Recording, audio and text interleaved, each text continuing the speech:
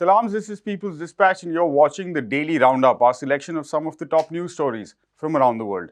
Here are today's headlines. Teachers and other staff in England and Wales vote to go on strike. In Peru, a judge agrees to hear a plea against Pedro Castillo's detention.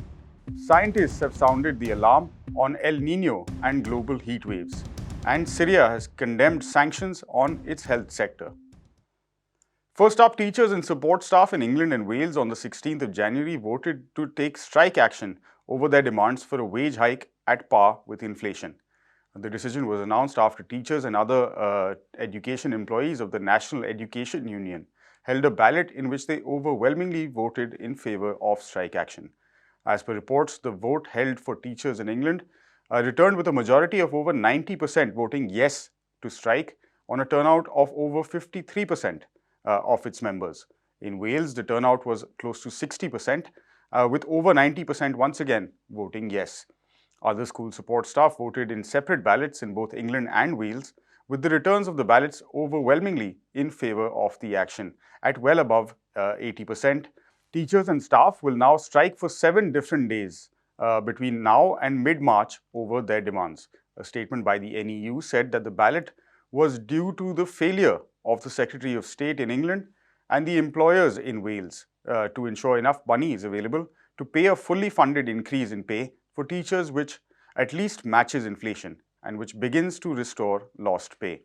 The statement added that teachers had lost 23% in real terms since 2010 and support staff are closer to 30%. It added that a 5% pay hike given to teachers this year was 7% behind the rate of inflation, and also criticized the government for failing to meet recruitment targets at a time when teachers are leaving in droves. The scheduled strike dates announced by the union are February 1st, 14th and 28th, and then March 1st, 2nd, 15th and 16th. A judge in Peru on Monday the 16th agreed to admit a habeas corpus plea seeking to annul the detention of former President Pedro Castillo. The plea was submitted to the 5th Constitutional Court on the 11th of January in the Peruvian capital Lima by lawyers representing Castillo. Castillo was ordered to 18 months in detention in December last year by the Supreme Court of Preliminary Investigation, a decision that was upheld by the Permanent Criminal Chamber as well. He is currently being held at the Barbadillo prison in the east of Lima. He is facing various serious criminal charges leveled against him by the right-wing opposition, including attempts to stage a rebellion, breaching constitutional order, abuse of authority, and others. In addition, in the plea, Castillo's lawyers say that members of the Peruvian parliament controlled by right-wing political parties cannot annul the right to political impeachment of the president without carrying out the due constitutional processes. It also seeks to annul the resolution of Congress through which Congress dismissed the former president on the basis of alleged moral incapacity. This was done without making the then president go through a proper trial or investigation, nor was then President Castillo given any opportunity to present arguments in his own defense. Meanwhile, the massive anti-coup government protests taking place nationwide continued to intensify as thousands of protesters from various parts of the country started to mobilize in order to participate in a repeat of the March of the Fourth Theirs, staged in 2000. The protesters planned to gather in Lima to demand the release of Castillo, along with demanding the resignation of current President Dina Boluarte. A dissolution of parliament and various other demands are also on the table. Recent reports noted that protests have escalated in the past few days, with protesters blocking hundreds of roads and national highways across the country. Over 50 people have been killed in the violent repression carried out by Peruvian police and other security forces in response to the protests, with hundreds of others suffering serious injuries. Scientists from various countries also on Monday the 16th of January warned that the world could experience unprecedented heat waves in 2023 as a result of the return of the El Nino climate phenomena. They say that along with El Nino, global warming caused by human activity will end up making 23 hotter than 2022. According to scientists, 22 itself is the 5th or 6th hottest recorded year on record. Until now, human activity has caused global temperatures to rise by 1.2 degrees Celsius, resulting in widespread climate crises and natural disasters, including famine, heat waves, drought, floods, and others. With the El Nino phenomenon, scientists say that global temperatures in 2023 will very likely exceed an increase by 1.5 degrees Celsius. This is based on early forecasts and is likely to cause havoc and misery and even more adverse climate-related events. Scientists also say that 2024 will be progressively hotter and could very likely be the hottest year on record. Currently, 2016 is the hottest year that has been recorded in human history, and it's the last time that the warmer El Nino part of the dual effect climate phenomenon occurred, with La Nina being the cooler counterpart.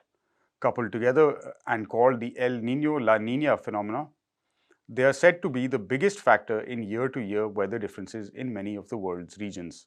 The phenomenon is the result of a combination of ocean temperatures and winds in the Pacific Ocean, with the La Nina cycle caused by stronger east to west Pacific winds, which move warm surface waters to the west and bring deeper, cooler waters up to the east. In the El Nino cycle, the winds are much weaker, causing warm surface waters to come back up in the east and pushing down cooler waters. When neither of the two cycles occur, conditions are said to be neutral, with no effect taking place on global temperatures. Reports noted that the last 3 years have produced consecutive La Nina events. And finally, Syria on the 16th condemned the US's targeting of its health sector once again by imposing additional restrictions on allowing the sale of medical equipment or providing services, support, or spare parts to a large number of its public as well as private hospitals. Syria's Foreign and Expatriate Ministry said in a statement that the Bureau of Industry and Security of the US Department of Commerce issued fresh restrictions on the sale of medical equipment to the country's health sector, despite rising global concerns about the impact of unilateral measures on the country's humanitarian situation. The Foreign Ministry alleged that the US's claims of exempting the health sector and humanitarian aspects from sanctions has been proven false by these fresh restrictions, which target healthcare of millions of Syrians, including children's university hospitals.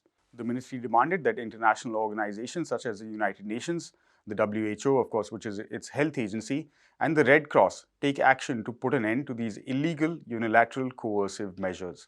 It also claimed that these hostile measures, which represent collective punishment for the Syrian people and a flagrant violation of the provisions of international law. The UN Special Rapporteur on Unilateral Coercive Measures and Human Rights, Lena Dugan, in her visit to the country last year, had claimed that over 90% of Syrians are forced to live below the poverty line, with around 12 million of them grappling with serious food insecurity, primarily due to the unilateral measures adopted by the West. More than half of Syria's total population of over 20 million has been displaced by the war, which has also caused massive destruction to the country's civilian infrastructure and ruined the Syrian economy. The Syrian Foreign Ministry also claimed that some countries are using the pretext of fighting terrorism to continue to interfere in Syria's internal affairs and their occupation of its land and resources. A majority of Syrian oil fields are controlled by the US occupation forces, which, according to the Syrian government, is responsible for looting of its oil and other natural resources. That's all we have on this episode of the Daily Roundup. As always, we ask you to head to our website, peoplesdispatch.org, for more details on all of these stories. Don't forget also to follow us on Facebook, Twitter, and Instagram. Thank you for watching. Goodbye.